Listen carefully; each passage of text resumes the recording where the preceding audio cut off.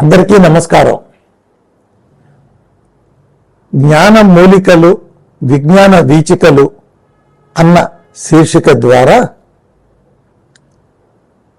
కొన్ని వ్యాసములను మీకు వినిపించబోతున్నాం.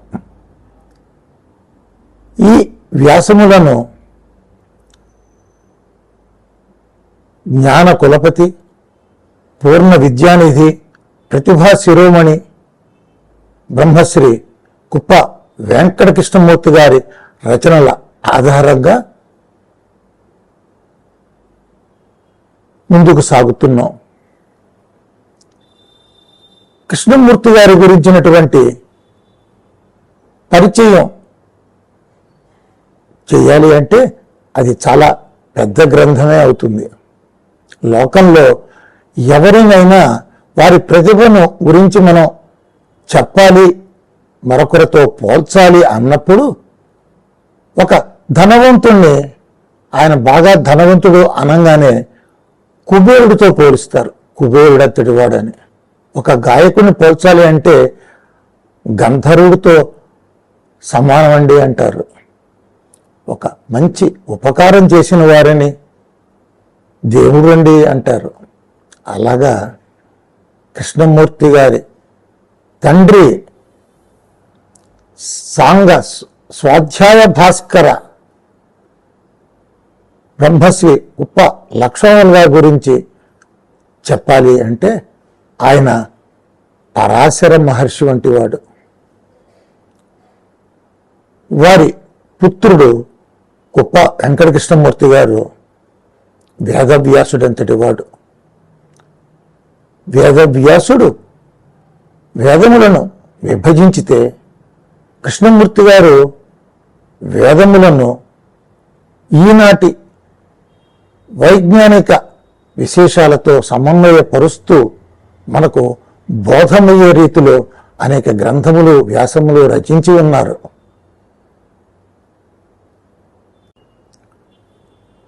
వీరి కుమారుడు సుఖమహర్షి అంతటి వాడు, జగత్ ప్రసిద్ధుడు బ్రహ్మశ్రీ కుప్ప విశ్వనాథ శర్మ గారు SVBCలో భగవద్గీత ద్వారా యావత్ ప్రపంచానికి పరిచయమైనటువంటి వ్యక్తి, భక్తిగా బడుతున్నటువంటి వ్యక్తి. కృష్ణమూర్తి గారు MA మ్యాథమెటిక్స్ చేసిన, ఆంధ్ర బ్యాంకులో మేనేజర్ ఉద్యోగం చేసిన, వేదములు సంపూర్ణంగా అధ్యయనం చేసిన వారి యొక్క మనస్సు వేదములలోని అనేకమైన అంశాలను నేటి వైజ్ఞానిక విశేషాలతో సమన్వయపరుస్తూ రీసెర్చ్ చేయటం ద్వారా సాగింది. ఆ ఉత్సాహంతో వారు IISER institute of scientific research on Vedas అని ప్రారంభించి అనేకమైనటువంటి ప్రదేశాలకు తిరిగి మూల గ్రంథాలను సేకరించి అనేక మంది మహనీయులను దగ్గరించి విషయ సేకరణ చేసి వారు అనేక గ్రంథాలు, అనేక వ్యాసాలు రాయటం జరిగింది. ఇవి మన దైనందిక అనేకమైనటువంటి విషయాలలో ఇవి మనకు బోధపరుస్తూ ఉంటాయి. ఈనాటి జరుగుతున్న సైన్స్ అనబడేటువంటి ఈ వైజ్ఞానిక విశేషాలు అన్నీ కూడా మన వేదం నుండి వచ్చినవే. కానీ వాటిని అలా సమన్వయపరిచి మనకి అర్థమయ్యే శైలిలో అందించగలిగిన వాళ్ళు లేకపోవటం వల్ల వచ్చిన ఇబ్బంది. ఆ శ్రమ తీసుకుని తన జీవితాన్ని ఆ వేదములలోని అంశాలు పరిశీలించటానికి అంకితం చేసినటువంటి మహనీయుడు బ్రహ్మశ్రీ కుప్ప వెంకటకృష్ణమూర్తి గారు.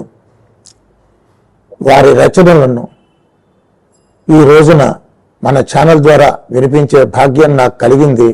మీరందరూ ఈ వైజ్ఞానికమైనటువంటి ఈ వ్యాసములన్నీ, ఈ ప్రసంగాలను విని జ్ఞానవంతులు అవుతారని ఆశిస్తూ సెలవు తీసుకుంటున్నాను. షష్ఠిపూర్తి శాంతి రచన పూర్ణ విద్యానిధి ప్రతిభా శిరోమణి బ్రహ్మశ్రీ కుప్ప వెంకట కృష్ణమూర్తి గారు. శ్రేయాంసి బహువిఘ్నాని అని ఆర్యోక్తి. లోకానుభవం కూడా అంతే. మంచికి అన్ని విఘ్నాలే. శ్రేయస్సులకెల్లా ఉత్తమ శ్రేయస్సు ఆయుష్. అందుచేతనే ఏ సత్కర్మ చేసినా ఆయుష్యాభివృద్ధ్యర్థం అని సంకల్పం చెప్పిస్తూ ఉండటం కొందరి ఆచారం. ఆయుష్యం అంటే కాలమే కదా. కాలము అంటే దాని గణన 6 యొక్క గుణకాల మీద ఆధారపడి నడుస్తూ ఉంటుంది. రోజుకు 60 ఘడియలు, నెలకు 30 రోజులు, సంవత్సరానికి సుమారు 360 రోజులు, ఇలా సాగుతుంది గణనం. దీనిలో 60 సంవత్సరాలు ఒక చక్రం. ఈ చక్రానికి మొదలు ప్రభవ సంవత్సరం అనేది సామాన్యోక్తి. నిజానికి ఏ జీవికి ఈ చక్రం తను పుట్టిన సంవత్సరంతోనే ప్రారంభమవుతుంది. ఇలా చక్రం ఓ వరుస తిరిగేటప్పటికి ఉగ్రరథుడనే మృత్యుదేవతా రూపం జీవి మీదకి దూకటానికి సిద్ధంగా ఉంటుందని శౌనక, బోధాయనాది మహర్షులు అనేకులు బోధించి ఉన్నారు.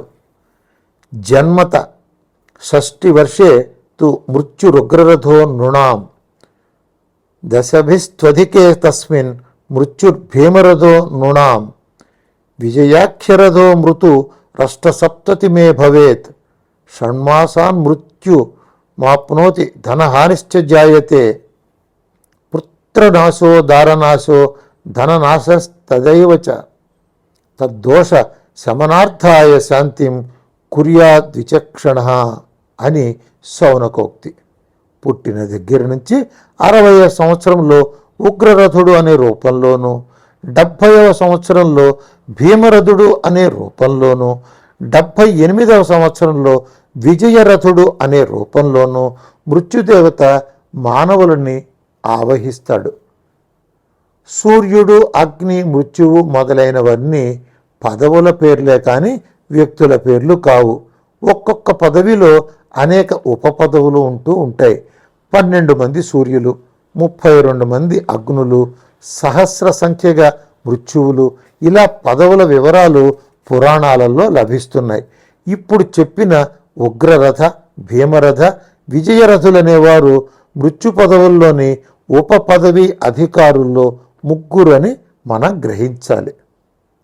వీరు ఆవహిస్తే 6 నెలల్లో మరణం రావచ్చు, ధనం పోవచ్చు, పుత్రులు కానీ భార్య కానీ గతించవచ్చు. ఈ దోషాల నివృత్తి కోసం తెలివిగలవాడు శాంతి చేసుకోవాలని శౌనక మహర్షి చెప్పాడు. ఇంచుమించు ఇవే భావాలను బోధాయన మహర్షి శైవాగమాలు కూడా చెప్పాయి. కమలాకర భట్ అనే పండితుడు పై 3 చెప్పిన శాంతి విధానాలను గ్రంథస్థం చేశాడు. బోధాయనుడి కంటే శౌనకుడు, ఆయన కంటే శైవాగమాలు మరింత విస్తారంగా క్రతువును పెంచటం జరిగింది. ఈ శాంతిని దేవాలయంలో కానీ, నదీ తీరంలో కానీ, స్వగృహంలో ఈశాన్య భాగంలో కానీ చేసుకోవటం మంచిదని శౌనకుడు అన్నాడు. వడ్లు, బియ్యం, నువ్వులు వీటితో అష్టదళ పద్మాన్ని రచించి మధ్యలో హ్రీంకారం రాసి దాని మీద కలశం పెట్టి దాంట్లో ప్రధాన దేవత అయిన మృత్యుంజయుణ్ణి ఆవాహన చేయాలి. ఇతడే ఉగ్రరథుడు. ఈయన విగ్రహాన్ని బంగారంతో చేయించాలి. ఈయనకు ప్రజాపతి, యముడు, అధిదేవత, ప్రత్యధి దేవతలు, ఆ తరువాత నవగ్రహాలు, అష్టదిక్పాలకులు, గంగాది నదులు, మార్కండేయాది చిరంజీవులు, దుర్గా, గణేశ, వరుణ, విష్ణువులు అనే దేవతలను ఆవాహన చేసి అర్చించాలి. ఆ తరువాత చెరువు, ఆజ్యము, పాయసము, తెల్ల జిల్లేడు, సమిధలు, నువ్వులు వీటితో హోమాలు చేయాలి. ఆ తరువాత ఒక నవగ్రహ ముఖం చేయాలి. ఆ తరువాత యజమానికి వివిధ సూక్తాలతో అభిషేకాలు చేసి ప్రధాన కుంభాన్ని, దేవతా విగ్రహాన్ని, ఇతర దక్షిణలను ఆచార్యుడికి ఇవ్వాలి. ఋత్విక్కులకు దక్షిణలు ఇవ్వాలి. దీనులకు, అనాథులకు సంతర్పణలు చేసి తృప్తిపరచాలి. దశ దానాది వివిధ దానాలు చేయాలి. బ్రాహ్మణ సంతర్పణ చేయాలి. ఈ మొత్తం ప్రక్రియను హరిస్మరణపూర్వకంగా చేయాలి. ఇలా శ్రద్ధాభక్తియుక్తంగా శాంతి చేసుకుంటే అన్ని కష్టాలు తొలగిపోతాయి. శతాయువు లభిస్తుంది. సుఖంగా పుత్ర పౌత్రులతో జీవిస్తాడు. అన్ని కోరికలు తీరుతాయి. ఇలా అని శౌనక మహర్షి షష్ఠి పూర్తి వ్రత విధానాన్ని, ఫలితాన్ని నిర్దేశించాడు. బోధాయనుడు ప్రధాన దేవత మృత్యువేనన్నాడు. మొత్తం విధానాన్ని పై వరుసలోనే చెప్పినన బాగా సంగ్రహించాడు. నవగ్రహ ముఖాదులు చెప్పలేదు. శైవాగమంలో మాత్రం ప్రధాన దేవత మృత్యువే అని, కల్పాన్ని మాత్రం 4-5 రెట్లు పెంచేశారు. కమలాకర భట్టు గారికి ఈ విస్తృత విధానమే సమ్మతమైంది కాబోలు. దీనికే పరిపూర్ణ ప్రయోగం చూపించాడు. ఈ పద్ధతిలో మండప రచన ఇంచుమించు శౌనకోక్తంలాగానే ఉన్నా ప్రధాన దేవతకు మాత్రమే గాక ఇతర దేవతలకు కూడా కలశాలు పెట్టమన్నారు. ఆ కలశాలకు ఒక న్యాస విధానాన్ని, పేర్చే విధానాన్ని నిర్దేశించారు. శౌనకుడు చెప్పిన దేవతలకు కాక 60 సంవత్సరాలకు 60 దేవతలు, మాస దేవతలు, ఋతుదేవతలు, అయన దేవతలు, తిథి వార నక్షత్ర కరణ యోగ దేవతలు, అష్టవసువులు, ఏకాదశి రుద్రులు, నవదుర్గలు, బ్రహ్మ విష్ణు రుద్ర గణాపాత్యాదులు, 12 రాశి దేవతలు, సప్తమరుత్తులు, పంచబ్రహ్మలు, 12 ఆదిత్యులు ఇత్యాదుల ఆవాహన, పూజ, వీరికి హోమాలు చెప్పబడ్డాయి. మిగిలిన ప్రక్రియ సమానమే. ఈ విధంగా షష్ఠి పూర్తి శాంతి చేసుకోవాలనే విషయంలో మహర్షులలో ఏకీభావం ఉన్నా క్రియాకలాపం విషయంలో హెచ్చుతగ్గులు కనిపిస్తున్నాయి కనుక అందరూ కూడా ముక్తకంఠంగా విత్తశాఠ్యం నా కారయేత్, డబ్బు విషయంలో మొండితనానికి పోరాదు అనగా ఉండి పీనాసితనం చేయటం కానీ లేక అతి ఖర్చు చేయటం కానీ తగదు అని నిష్కర్షగా చెప్పారు. కనుక గృహస్థులు తమ స్థాయికి వెసులుబాటుకి అనుగుణంగా ఈ వ్రత విధానాన్ని నిర్ణయించుకోవాలని చెప్పినట్లవుతోంది. ఏది ఏమైనా 60వ సంవత్సరానికి గల ప్రాధాన్యాన్ని ఆధునిక యుగం కూడా గుర్తించి దాన్ని రిటైర్మెంట్ వయసుగా నిర్ణయిస్తోంది. ఈ షష్ఠి పూర్తి వ్రత సారాన్ని గమనించినా కూడా ఉగ్రరథుడనే మృత్యుదేవత రూపాన మనకొక హెచ్చరిక వినిపిస్తోంది. ఇంతవరకు పోగు చేయటమే ప్రధానంగా జీవించావు, ఇక దానం చేయటమే ప్రధానంగా జీవించాలి అనేదే ఆ హెచ్చరిక. అందుకే వ్రతంలో దాన ధర్మాలకు, దీనజన సంతర్పణలకు ప్రత్యేక ప్రాధాన్యం ఇవ్వబడింది. జై గురుదత్త. అందరికీ నమస్కారం.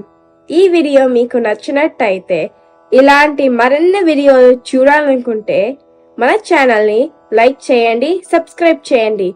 ధన్యవాదాలు.